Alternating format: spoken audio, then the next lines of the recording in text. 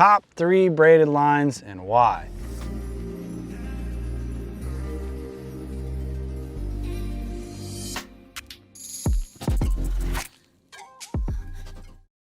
In my opinion, Power Pro is still the most popular braid on the market, and for a good reason. It's very cost effective, it doesn't break, and it holds its color really well.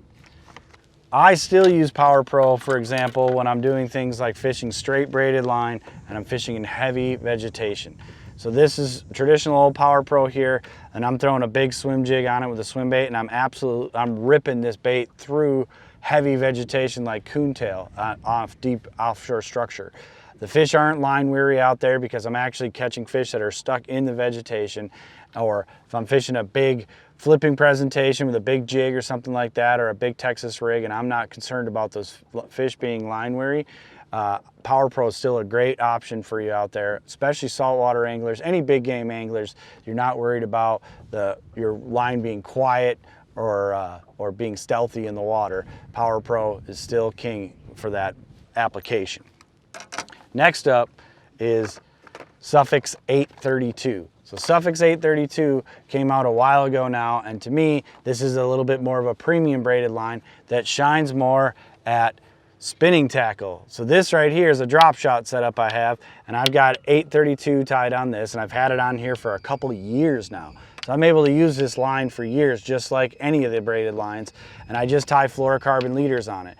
But this line is a lot rounder than the Power Pro was. It's quieter in the water. It casts further as well. So because of the fact that it's a little bit more round, quiet, I think it shines on finesse tactics like spinning tackle and things of that nature.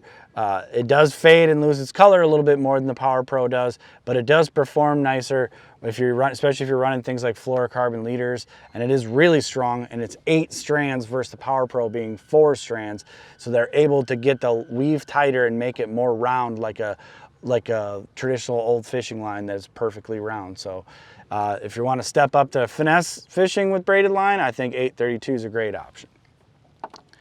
And last is the 131. This is the new kid on the block. This stuff is really expensive, but it's unbelievably high end. I really personally didn't want to even try this because I had no problems running either Power Pro for traditional applications for braided line, and the 832 for my finesse fishing. This is, to me, the best of both worlds.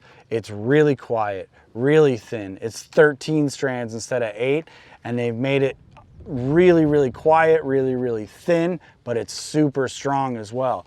So I'm actually using it in multiple techniques, whether it's on a bait casting equipment like this one where I'm running a fluorocarbon leader on like a finesse jig, and I'm also using it for a little bit heavier jigs too, and using it a little size bigger like the 40 pound and the 50 pound.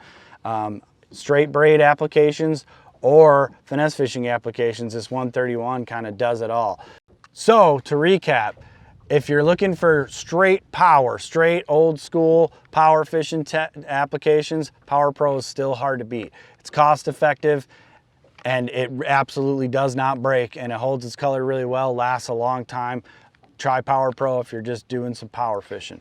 If you want to try finesse fishing, step up to the 832. This is great stuff. It's round, it casts really far, and it holds knots really well for line to leader applications. So check out 832. If you want 131, this is the expensive stuff, but it does both really well. It's thin, it's quiet, and it's super strong. So these are the top 3 braided lines in this guy's opinion.